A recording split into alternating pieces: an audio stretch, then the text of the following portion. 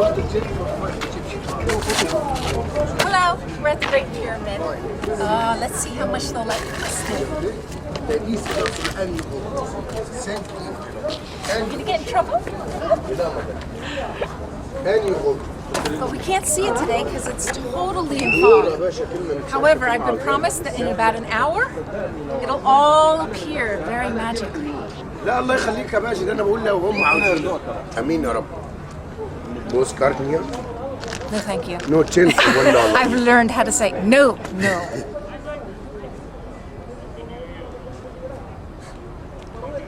I can see the top. I can see it. But I think now I can say, welcome to Egypt. Right now you're right in front of the great pyramid ever that we can see today. But no worries, believe me, it's there and it's huge and it's like, it's 146 meters height, okay? And almost 2 to 3 million blocks of stone here. Everything is limestone. But when you go inside the pyramid, you feel like it's, you know the thing that we use in a kitchen today, like the rose granite? Everything inside the pyramid, like it looks like a modern kitchen in there. Beautiful rose granite walls, floor, ceiling, everything is beautiful. On the inside. That's why it's a limited ticket to go inside the Great Pyramid. They want to control the human, the breed of people in there. They want to keep the kitchen very new. So that's the point here. Anyways, this is the pyramid for the father because you have to make sure we're gonna see a family today. Father, Cheops. Khafre is the son of the second pyramid. We're gonna go walk very close to see it right now. And the third pyramid is Mykirinus, or the grandson. So father, son, and grandson. And as I told you in the car, 6 tiny small pyramids for the wives and the kids.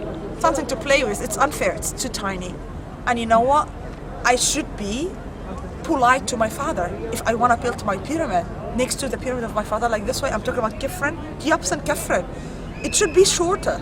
So it happened. This one is 146 and the other one is 138. But Khafre was quite smart. He said to his people, hold on, I'm gonna follow the rules in my way. He built it shorter, but he chose the little bit higher plateau. From a distance, I'll show you, the second pyramid looks the biggest one here. I can't see anything. There's fog on everything. Me too. I'm talking about that pyramid at the beginning. It wasn't like this way. I think you can tell it was like blocks on top of each other. You feel like each block numbered and you know that's my place. But originally we have a thick layer of polished limestone like this part right there. It shows us how the pyramid's walls at the beginning smooth, very smooth from bottom to top. And today when the haze gone later today, I'm gonna show you how the flat top go for the top of the pyramid here because we're missing a small tiny pyramid of pure solid gold, just 9 meters. And don't ask me where is the golden top gun because I think this is the first thing to appear from the whole pyramid. So originally all the 3 pyramids here have the smooth coating from bottom to top and the small tiny pyramid on top out of gold covered with platinum. It was shiny and beautiful. Right now we're standing right in front of the entrance to the pyramid, and keep in your mind it's like a modern entrance because we have 2. One right up there, but we have 3 blocks of rose granite just to shut it down, so we couldn't do an opening through the rose granite. So right now we're standing right there where is a little hole. We're gonna take us to the middle of the pyramid right now. They dig it in the 15th century. But when you go there, you'll be able to see only one chamber. Try to imagine you're gonna walk through, because we won't take a video in there. You're gonna walk through a passage, standing like this way, and finally ended up with ascending steep passage. You would go bending like this all the way to top, and finally you find yourself facing a huge chamber. Your echo will go all over the place because it's a huge and beautiful rose granite all the way around you, and little sarcophagus to the left side will be for the king, but definitely it's empty because everything robbed before. And mistakenly people say there is a queen chamber inside the pyramid, but believe me, it's not true, because the queen have a pyramid, tiny little pyramid, should be somewhere right there. It's for herself. So what is the point to have a pyramid or to have a chamber inside the pyramid next to her husband?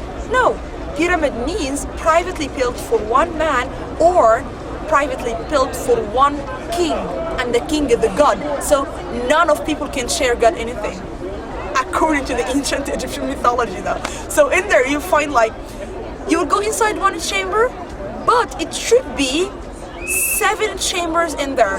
You're gonna go inside one, and the other 7, it's a storerooms, because I used to keep everything I used during my lifetime. I have to keep it right next to my body. Food, clothes, jewelry, victuals, everything can you imagine you used during your lifetime, I have to put it right next to the mummy.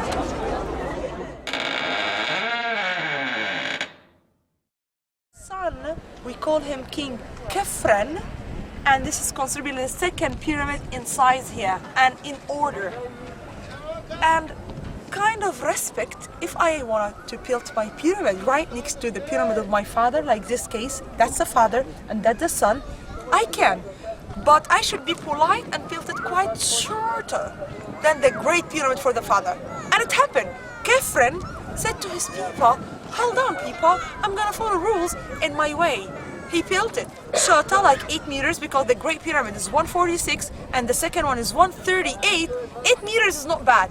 But if you look down here, I think you can see how he picked a little bit higher plateau than the great pyramid.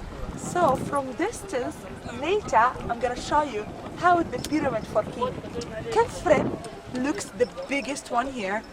Plus, on the ticket right here, on top, there is part of the coating here still exists. Originally, it was the whole thing covered with this coating, but not anymore.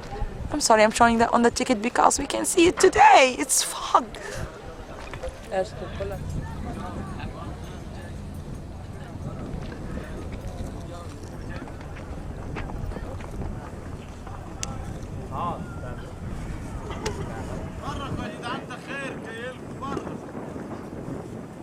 Okay, now you are welcome right in front of the Sphinx right here. Keep in your mind as a starting, Sphinx, that word, it's a Greek word, but the ancient Egyptian word is Shisib-Anf.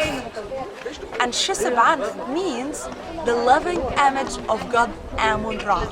So, it's one of the transfiguration of the god or the sun god in this case. It comes, the next step here comes why we have a Sphinx here. Why I told you what the meaning of the name before I telling you why we have a Sphinx here. Because the name of it, it's one of the transfiguration of the god Amun-Ra, and a Sphinx. Why? Because Khafre, the one who built the second pyramid here, tried hardly to make like a guardian, someone to guard his tomb. So he said, what about a mixture? What about the head of a man to say I'm a smart and to think and guard my tomb and protect it? And what about the body of a lion to say I'm a powerful, I can protect it? So ended up the story to have that building right here, or that statue right here, head of a man and a body of a lion, and this one made out of one piece of rock. It carved out of the plateau. I think you can tell if you look down here, it's carved of part of the plateau itself. Not like the pyramid, we quarried it from somewhere and put it here. No. And definitely some restoration goes for the bottom part here, because we had a hard time with the Sphinx actually, because the French, when they were here, they used to take the face of the Sphinx as a target by their cannon though. So, no nose, no beard, no headdress, because the front part of the headdress used to have a cobra on top. Where is the pigeons stop up there? Standing up there? Yeah, there is a cobra up there, but not anymore. No nose because of the cannon and the shoot, the face of the Sphinx though. But if you just zoom in right in front of the ear of the Sphinx, can you see a strip of a blue color? That used to be the strap that connects between the headdress and the beard, because all the time we have a false beard for all the royal statues here. And if you look to the forehead of the Sphinx, there is a kind of a brownish color, remains of it. And even on the headdress itself, kind of a red color, and 2 deep holes for the eyes of the Sphinx, because we're missing rock crystal eyes here. So, now, can you imagine Sphinx have a beautiful rock crystal eye, paintings all the way, and 3 pyramids should be at the back of the pyramid, but we can't see it today. But 3 pyramids have the smooth coating, the smooth, beautiful white limestone, and the golden top on top of each one of it. So beautiful Sphinx in front and 3 pyramids at the back. I think it was a charming place. You know, it was like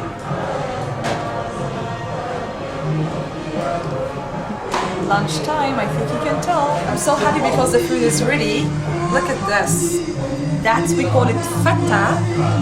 It's pita at the bottom, rice, tomato sauce, piece of a lamb, and soup. Lamb soup in it. That's really good too. That's okra with tomato sauce, and there's a piece of lamb just hidden down here. Can you see it? And it's just a white rice here, and pita. That's the Egyptian bread here. It's flour. We're gonna enjoy.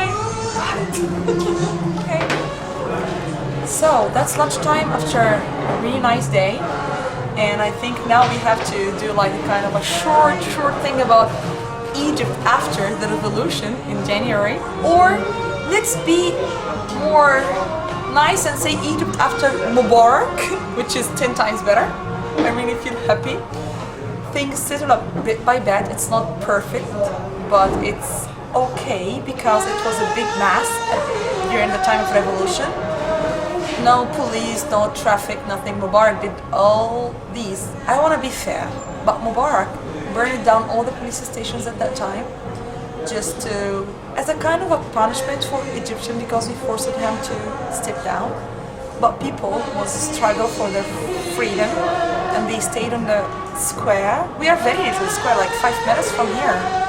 Everything went back like before, and but during the revolution time, it was a bit of chaos because there is no cars, nobody there except protesters. They used to sleep and drink and eat and just being down in the square. But I don't know what to say except we are more happier now. So guys, it's a perfect place. I'm in the right place. I like it.